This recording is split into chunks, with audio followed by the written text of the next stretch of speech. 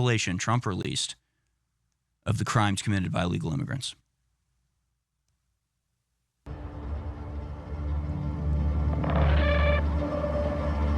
Oh, yeah, by the way, this is all from June alone. Police have tracked down a killer whose crimes span the country. The man accused of killing a Maryland mother of 5 on a popular hiking trail has been captured in Oklahoma.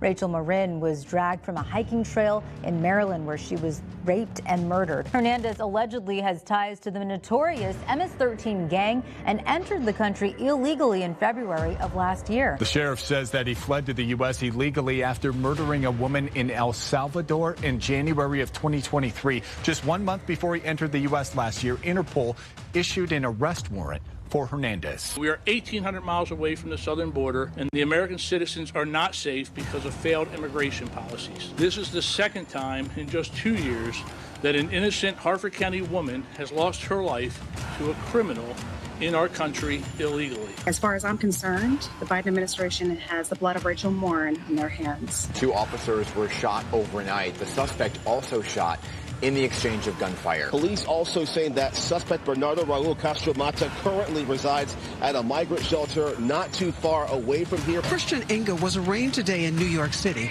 on charges of sexually assaulting a 13-year-old girl after school last week in a shocking daylight attack. Police say the 25-year-old migrant from Ecuador approached 2 teens in the park at knife point.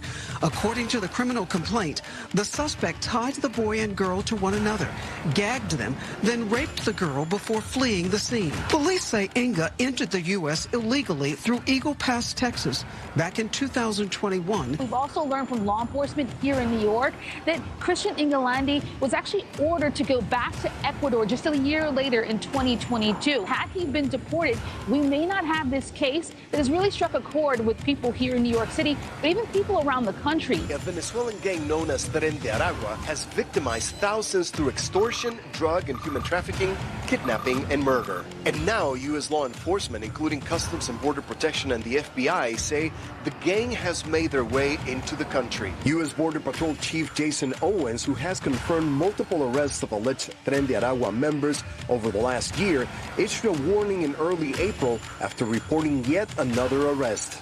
Watch out for this gang, he said. It is the most powerful in Venezuela, known for murder, drug trafficking, sex crimes, extortion, and other violent acts. Today, an illegal immigrant who killed someone in Troy is set to be sentenced. Carlos Corrales Ramirez pleaded guilty to the deadly stabbing last month. He admitted to killing a man near River and Dow Streets last September. The Honduras native was also charged with a stabbing in Maryland last February. He was arrested for that crime, but was later released because Maryland officials never extradited him. 8 individuals, all from the Central Asian country of Tajikistan, were arrested in Los Angeles, New York, and Philadelphia. They entered the United States this year and in 2023, crossing the Mexican border. They were vetted and allowed to remain in the country. CBS News has learned further investigation uncovered the men had possible ties to ISIS-K. 5 men in the U.S. illegally were arrested Monday morning in northeast Missouri after a teenage girl was reported missing in Indiana. The suspects are accused of kidnapping the 14-year-old from her home. They were tracked down in Macon County. All 5 of these men are charged with second-degree kidnapping and first-degree endangering the welfare of a child. Developments in the brutal abduction and murder of a 12-year-old Texas girl whose body was found dumped in a bayou. Police arrested 21-year-old Johan Jose Rangel Martinez and 26-year-old Franklin Jose Pena Ramos, both illegal migrants from Venezuela. Surveillance video appeared to show both men with the girl just hours before she was found dead. Both men have been charged with capital murder. Critics blaming Jocelyn's death on President Biden's border policies. 1 month. That was 1 month of violence from illegal immigrants. All of this from June alone. So less than 1 month. We're not at the end of June yet. There's still time.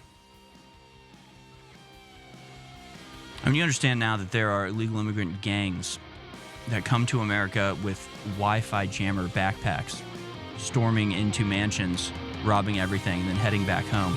We're like a toy shop to them.